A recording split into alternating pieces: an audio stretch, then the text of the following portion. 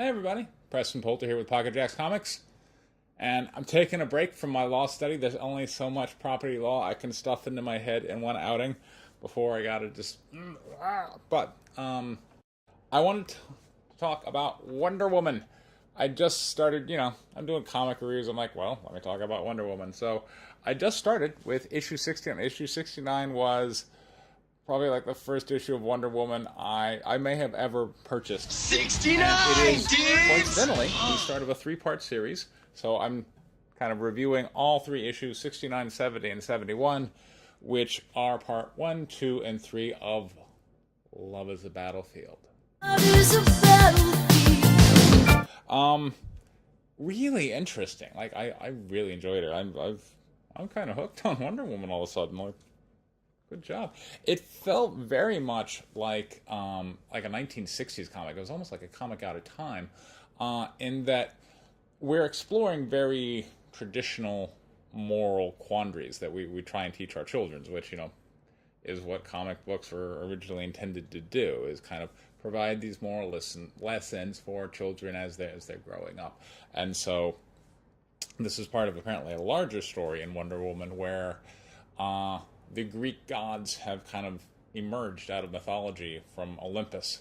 And so at the beginning of Love is a Battlefield, issue 69, she's flying around with a companion named Maggie, who's flying on a Pegasus, and Aphrodite. And at least I think it's Aphrodite. They actually never name the character, but by the end of issue 69, they have run into the Greek goddess Hermaphroditus, which they are terming by the more Roman name of, let me make sure I get it right, but it's basically very close to Atlanta. It is Antlantiades. Antlantiades. So they have run into Antlantiades, who is the daughter of Aphrodite. And so the whole thing, that's why it's Love is a Battlefield, is about kind of these feuding goddesses of desire. And so I did some research.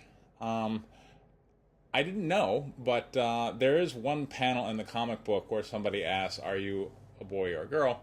And she says, yes. Or he says, yes. Or anyway. Fortunately, I don't have to worry about proper pronouns, right? Okay, just it's a thousands of year old Greco-Roman god, who, as far as the Wikipedia article seems to refer to a he, but here I don't like the drawn very feminine, and honestly, until I did my internet research, I thought this was completely woman outside of that one panel. But in looking back at it, the jaw's a little masculine, a little bit. But it was interesting. So we have art. So we got this moral play of Antlantiades has kind of just set up shop in this town called Summerglen, and she is liberating people from their moral inhibitions and just allowing them to do what is in their heart to do. And so Wonder Woman kind of comes down, and already there's like mass chaos everywhere. And if you can imagine, if like that happened to society, people were just like, do what you want to do. People were like, well, I ain't going to work. And so Wonder Woman comes down and into this chaotic society, which is falling apart.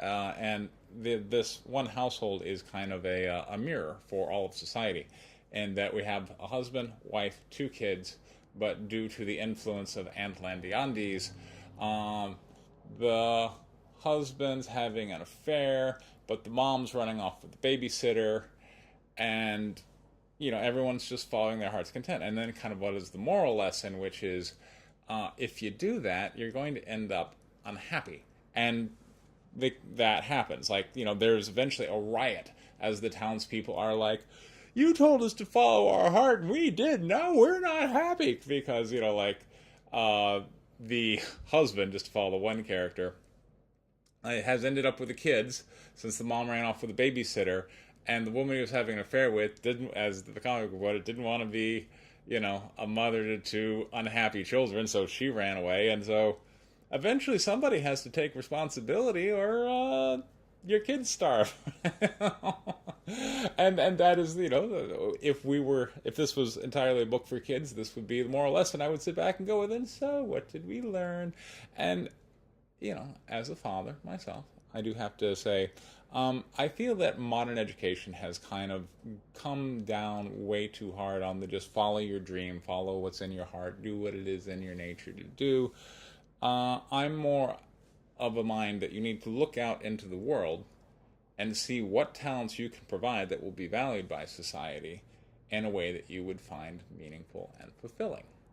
So I see it as more of an interplay between the individual and society, whereas I think a lot of times people coming out of American education is just like, they got a bunch of labels. I'm a this, and I'm a this, and I'm a this, and therefore I got to do all these other things. The society needs to conform to them, and as this comic book would indicate, they end up leading rather unhappy lives. So, and just today, how topical is this comic book? Like, John Cleese is in hot water because he was like, I think it's okay to prefer one culture to another. And people are like, how dare he say so? It's, and one of the things that John Cleese said is that these kind of politically correct and tolerant people, and then that's what John Cleese is specifically talking about in this clip. If people can't control their own emotions, then they have to start trying to control other people's behavior. So, when you have these politically correct and tolerant, as he puts it, they can't control their emotions, so they attempt to control your actions. And again, we have this kind of in a microcosm where these people have been liberated, and they can't control their actions. They're just completely out of control, and it becomes chaotic.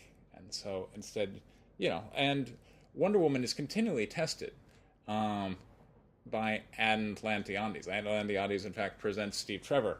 Well, first, Antlantiades is coming on to Wonder Woman / Diana, and Diana's like, no, my heart belongs to someone else. And she's like, enough with all that. Set your heart free. And she's like, I believe in loyalty. I believe in being steadfast. I believe in honor.